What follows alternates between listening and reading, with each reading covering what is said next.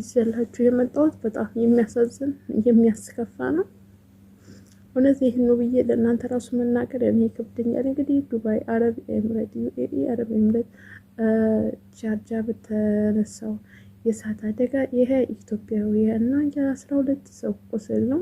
ከዛ ውስጥ አንዷ ጓደኛዬ ነች። መናገር ራሱ ለእኔ ይከብደኛል። ዛሬ በጣም ነው የሚያሳዝነው። እንዴት ነው ህይወታቸው የጠፋው? በጣም ያሳዝናል። እግዚአብሔር ከእንደዚህ አይነት አደጋ ይሰውራችሁ። ጋይስዬ ሰላም ጤና ይስጥልኝ። ክቡራትና ክቡራን ተመልካቾች ሰላም ሰላም ብያለሁ። ለማታውቁ ሰው ብርቱካን ፋይፍቶፕ ነኝ። ዛሬ በማሳዝን ሁኔታ ነው የመጣሁት። እውነቴን ነው ዛሬ በጣም አዝኜ ከፍቶኝ፣ እውነት እኔ በቃ ለእናንተ ራሱ መናገር ከፍቶኛል።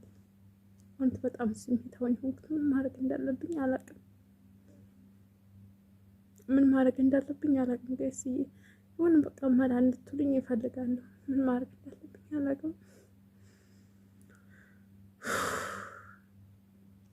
እናም በትናንትናው ዕለት ማለት ነው ዛሬ እሑድ ነው መሰለኝ። ዛሬ እሑድ ነው።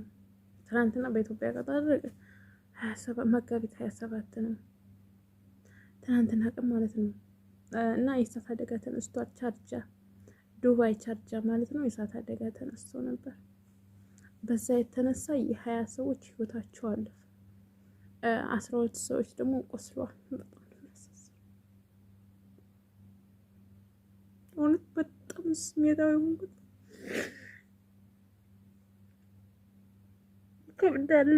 ከምር ይከብዳል። ብቻ ከዛ ውስጥ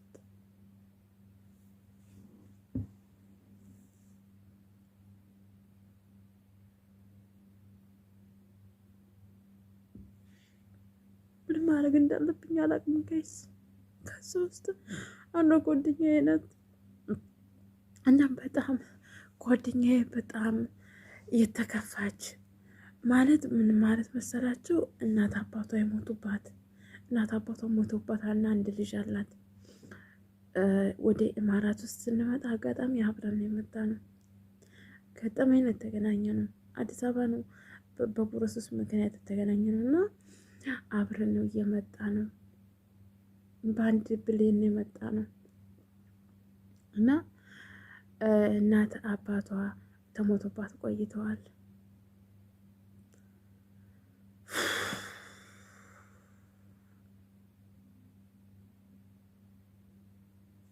መናገር ራሱ ከበደኝ ጋይስ። እውነቴን ነው የምላችሁ። እናትና አባቷ ተሞቶባት ቆይተዋል።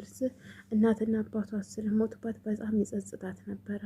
ሁልጊዜ ታለቅስ ነበረ። ሁልጊዜ ትከፋ ነበረ። ሁልጊዜ እንደከፋት ነበረች እና ጓደኛዬ ዛሬ ላይ ህይወቱ አለፈ። እንግዲህ በፍንዳታ ነው እሳቱ የተነሳው። ራሱ ፈንድቶ ነው፣ በፍንዳታ ነው። ዱባይ ቻርጃ ማለት ነው የተነሳው። ዱባይ ቻርጃ ለማታውቁ ሰዎች ኢማራት ውስጥ ማለት ነው፣ የአረብ ኤምሬት ውስጥ ማለት ነው። እና እዛ ነው እሳት እየፈነዳው እና በዛ ምክንያት እንግዲህ ይሄ ኢትዮጵያውያን ህይወታቸው አለፈ። ሴት ወንድ ገና ዝርዝር አልወጣም፣ ገና ነው እና 12 ቁስለኛ አለ። አንድ ላይ ወደ 30 ምናምን ብር ደግሞ ያልታየ ያልታወቀም ይኖራል ብዬ አስባለሁ። ያልታወቀም ይኖራል ብዬ አስባለሁ። በጣም ከባድ ነው። ወጥቶ ተመቅረት ይሰውራችሁ ማለት ነው። ፈጣሪ ወጥቶ ተመቅረት ይሰውራችሁ። እውነት በጣም በሆነ ሰዓት ኢትዮጵያውያን በጣም እየወጡ እያለቁ ነው። እውነት እኔ ግራ ገብቶኛል። እኔ እውነት የምላችሁ በጣም ነው ያዘንኩትኝ። በጣም ነው እየከፋኝ። እንግዲህ ሰው ቤት ሆናችሁ ምን እንደምታደርጉ ታውቃላችሁ። ሰው ቤት ያላችሁ ሰዎች ያኔ ምን ማድረግ እንዳለባችሁ ወዱን ነው። ምን ታደርጋላችሁ? እውነት እኔ ምን ማድረግ እንዳለብኝ መላ ጠፋኝ። እስኪ መላ በሉኝ ማለት ነው። እኔ በቃ መስራትም አልቻልኩም፣ መቋቋም አልቻልኩኝም። በቃ ውስጤ ተቋቁሞ እግሬ ራሱ ይንጠረጠር መቋቋም አልቻለም። እውነት በጣም ምስኪን የምታሳዝን ነበረች። እንግዲህ እሷን ብቻ ሳይሆን ለሞቱት እህት ወንድሞቻችን ነፍስ ይማር።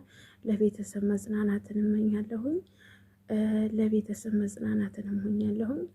በጣም ነው የሚያሳዝነው። የቃጠሎውን ነገር ቪዲዮን አስገባላችኋለሁ። እና በጣም ያሳዝናል። ከእንደዚህ አይነት አደጋ እግዚአብሔር አምላክ እየሰውራችሁ ወጥቶ ተመቅረት እግዚአብሔር ይጠብቃችሁ። እኔ እንጃ ብቻ አሁንም ያላችሁ በስደት የምትኖሩ አደራ ተተለያዩ እሳት ተጠንቀቁ። እሳት ማለት የጋዝ ይፈነዳል፣ ብዙ ነገሮች የሚፈነዱ አሉ። ግን ይሄ ምን እንደፈነዳ ከራሱ ከምድር ነው የፈነዳው ማለት ነው። እንግዲህ ፈጣሪ ከእንደዚህ አይነት አደጋ ይሰውረን ሁላችንንም። እኛ ብዙ እናስባለን፣ ለነገ ብዙ ነገሮች እናስባለን። ግን ዛሬ የሚጥልብንና ምን እንደሚገጥመን የምናውቀው ነገር የለም። ፈጣሪ ከእንደዚህ አይነት አደጋ ይሰውረን፣ ሁላችንም ይጠብቀን። ወጥቶ መቅረት ይሰውራችሁ። ወጥቶ መቅረት ማለት በጣም ከባድ ነው። ብዙ አላማ ብዙ ቤተሰብ እንደተናፈቀ ለቤተሰብ አሳልፋለሁ ብሎ ወጥቶ እንደገና ወጥቶ ሬሳ ወደ ሀገር ሲመለስ በጣም ነው የሚከብደው። ሬሳም ላይገኝም ይችላል። እንግዲህ ከነዚህ ከተቃጠሉት ውስጥ ሬሳቸው ይኑር አይኑር የማውቀው ጉዳይ የለም። እንግዲህ እኔ ስለ ጓደኛ የራሱ እንደዚህ ተቋቁሞ ማውራት የራሱ እኔ ስለሆንኩ ነው እንጂ ሌላ ሰው ቢሆን ተቋቁሞ ሊነግራቸው አይችልም።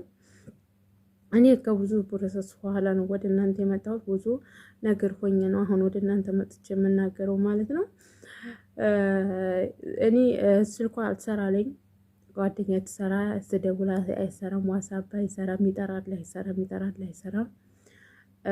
ከዛ መላው ጠፋኝ። ተጨነኩኝ እና መጨረሻ ላይ ጓደኛዋ ናት፣ በጓደኛዋ ነው ህይወቷ ማለፉን ያወቅኩትኝ። እኔ ቻርጃም እንደሆነች አላቅም ነበረ። ግን እዚሁ ማራት ውስጥ እንደሆነች ዱባይ ነኝ የምትለኝ። ግን ያው ቻርጃና ዱባይ ስለሚቀራረቡ ነው መሰለኝ ዱባይ ነኝ ነበር የምትለኝ ማለት ነው። እንግዲህ በጣም ነው የሚያሳዝነው። እግዚአብሔር አምላክ እንደዛ አይነት አደጋ ይሰውራችሁ። ለቤተሰብ መጽናናትን እመኛለሁ። ወጥቶ መቅረት በጣም ይከብዳል እና ከእንደዚህ አይነት ወጥቶ መቅረት ፈጣሪ ይጠብቀን ሁላችንንም። ለቤተሰብ እናሳልፋለን፣ ልጄን አስተምራለሁ፣ ቤተሰብ እደግፋለሁ ብለን ተሀገር ወጥተን እንደገና ደግሞ ሌላ ችግር ሲገጥመን በጣም ነው የሚያመው የሚያሳዝነው። እኔ ብቻ አላቅም። እኔ አሁን ቤተሰብ ቢያወራኝ ምንድን ነው የምለው? አሁን ምንም የወጣ ነገር የለም። ስለሞቱት ልጆች ምንም የወጣ ነገር የለም። እንዲያማል በጣም የሚያሳዝነው። እውነቴን የምላችሁ በጣም ያማል፣ በጣም ያሳዝናል። አሁን ስለሞቱት ልጆች አንድም ነገር የወጣ ነገር የለም። ወይኔ መፈጠር ግን ከባድ ነው። ሰው እውነቴን የምላችሁ በጣም ያማል፣ ይከብዳል። እኔ ብቻ ይሄን ነው ብዬ ራሱ መናገር ለእኔ ራሱ ይሄን ነው ብዬ ስለ እነሱ መናገር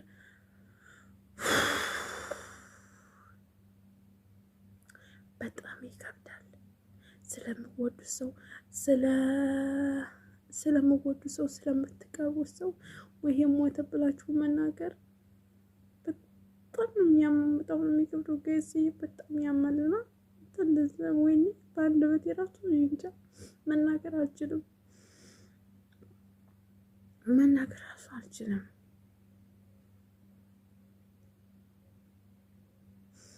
በጣም ነው የሚያመው። ፈጣሪ ነፍሳቸውን ይማር፣ እግዚአብሔር ይማራቸው። እኔ ሌላ ምን እላለሁ? ምንም አልልም። ነፍስ ይማር ብዬ ነው የማስበው። የምላችሁ ሌላ ምን ልበል?